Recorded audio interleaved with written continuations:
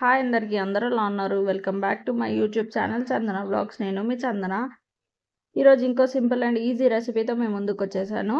ఆ రెసిపీ వచ్చేసి ఆనియన్ చట్నీ అనమాట. చాలా సింపుల్ అండ్ ఈజీగా ఎట్లా చేసుకోవచ్చో చూపిస్తాను. ఫస్ట్ కడాయి పెట్టేసుకొని అందులో ఆయిల్ వేసేసుకొని ఒక 7 నుంచి 8 పచ్చిమిరపకాయలు, ఒక 3 పెద్ద ఆనియన్స్ కట్ చేసుకొని వేసుకొని ఫ్రై చేసేసుకున్నాను. దాని తర్వాత వచ్చేసి కొత్తిమీర, పుదీనా కూడా వేసేసుకొని మంచిగా ఫ్రై చేసేసుకుంటున్నాను. దాని తర్వాత కరివేపాకు కూడా వేసేసుకొని మంచిగా ఫ్రై చేసేసుకున్నాను. మొత్తం అంతా కూడా సాఫ్ట్గా అయ్యేంత వరకు కుక్ చేసేసుకోవాలి.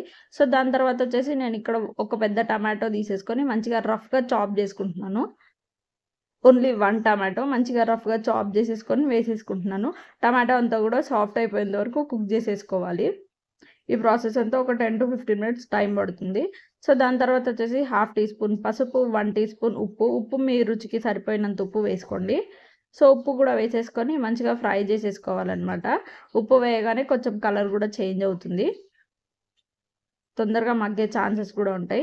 సో దాని తర్వాత వచ్చేసి కాస్తంత చింతపండు కూడా వేసేసుకొని మంచిగా ఫ్రై చేసేసుకుంటున్నాను.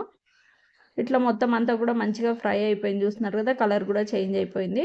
మొత్తం అంతా ఇప్పుడు చల్లారబెట్టేసుకోవాలన్నమాట. ఒకసారి చల్లారబెట్టేసుకోవడానికి మిక్సీ జార్లోకి తీసేసుకొని పక్కన పెట్టేసుకున్నాను. సో ఇప్పుడు అదే కడాయిలో ఆయిల్ వేసేసుకొని అందులో 1 to 2 టీ స్పూన్స్ శనగపప్పు వేసుకొని మంచిగా ఫ్రై చేసేసుకుంటున్నాను. ఒక 5 to 10 మినిట్స్లో శనగపప్పు ఫ్రై అయిపోతుంది. దాని తర్వాత వచ్చేసి కాస్తన్ని పుట్నాలు కూడా వేసేసుకొని మంచిగా ఫ్రై చేసేసుకుంటున్నాను. 1 టీ స్పూన్ పుట్నాలు తీసుకున్నాను అంతే. సో ఇట్లా మొత్తం అంతా కూడా మంచిగా ఫ్రై అయిపోయిన తర్వాత మిక్సీ జార్లో వేసుకొని చల్లారబెట్టుకొని కొంచెం వాటర్ వేసేసుకొని మంచిగా పేస్ట్ చేసేసుకుంటున్నాను అనమాట. సో చాలా సింపుల్ అండ్ ఈజీ చట్నీ అనమాట. ఇప్పుడు వచ్చేసి పోపు పెట్టేసుకుందాము. ఫస్ట్ కడాయి పెట్టుకొని ఆయిల్ వేసేసుకొని అందులో కాస్తని ఆవాలు వేసేసుకొని ఆవాలు మంచిగా చిటపటలాడిన తర్వాత కాస్తంత జీలకర్ర కూడా వేసుకుంటున్నాను. జీలకర్ర వేసేసుకొని తర్వాత వచ్చేసి ఎండుమిర్చి, పచ్చిమిర్చి కూడా వేసేసుకొని మంచిగా ఫ్రై చేసేసుకొని స్టవ్ ఆఫ్ చేసేసుకున్నాను అనమాట. స్టవ్ ఆఫ్ చేసుకున్న ఒక 5 మినిట్స్కి నేను చట్నీ కూడా ఇందులో వేసేసుకొని మంచిగా ఒకసారి కలిపేసుకుంటున్నాను.